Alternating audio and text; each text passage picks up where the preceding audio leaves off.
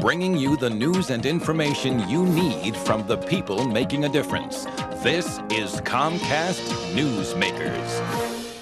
And welcome back to Comcast Newsmakers. I'm Steve Swat, and my guest in this segment is Andy Vasquez, who is a Yuba County supervisor, and you represent Linda.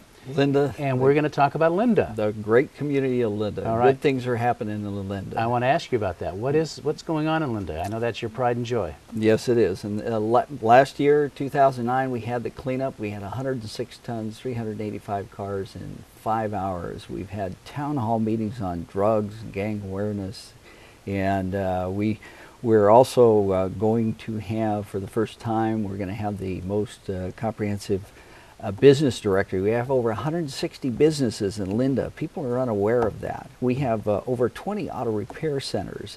We've got 16 restaurants, fast food and otherwise. Good things are happening in that B&M restaurant. The vacant building is supposedly going to come down at the end of the month.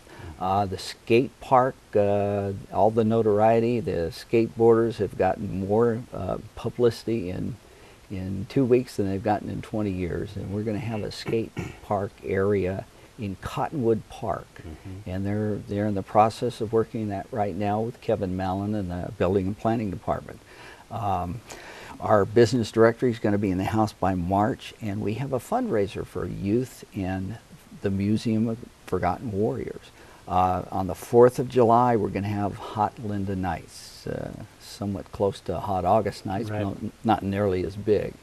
And some of the other programs that we're starting to do is that we're starting to get involved with some of the children as far as bilingual job finding. When you have individuals that are bilingual and they're not utilizing those talents, we're going to show them how to go places and do things with their lives now. And that's just something new that started in Linda. You talk about some of the efforts at keeping business strong. That must be really tough right now with the recession still lingering. I mean, you still have to do economic development, and it's a lot. I guess it's a lot less expensive and less labor intensive to retain those businesses that are already in Linda rather than to have to go out and look for new businesses. It's 100 times harder to get a new job than it is to keep an old job. And I attended all 5 or 6 of the economic development programs, and they have 2 common threads. Streamline your procedures and get out of our way. And business will take care of itself. Granted, the economy's down. We might have to work a little harder, but if government got out of the way a little bit, we might see a little. Yuba County has this new Alliance for Development. Does that seem to be helping?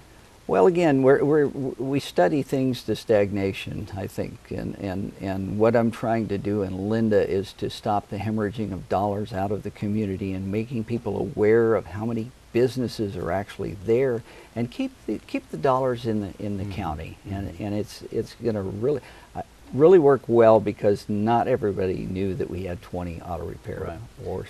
Yes, sir. And nothing attracts business, I think, more than quality of life. And I think that your community cleanup that you talked about at the very beginning of this interview seems, really in line with that. So tell me a little. I mean, how many? You have what? Hundreds of volunteers and. Oh, it's amazing. It's amazing. We had Parole, we had Camp Singer, we had the Lions Club, we had everybody, and they worked together like clockwork.